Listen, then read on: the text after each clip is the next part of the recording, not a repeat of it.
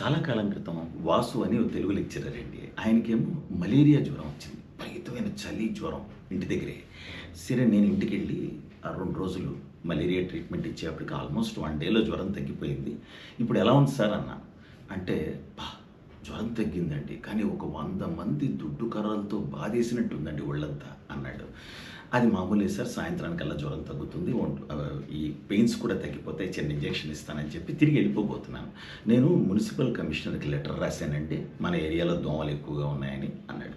అప్పుడు నాకు ఆంధ్రభూమిలో జోక్ ఒకటి గుర్తొచ్చింది.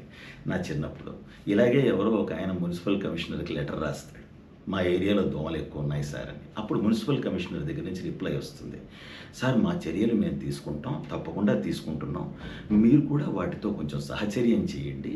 అవి కూడా మనలాంటి ప్రాణులే, వాటిలోనూ రక్తం ఉంది, అది మనదే అని రిప్లై వస్తుంది. అది విషయం.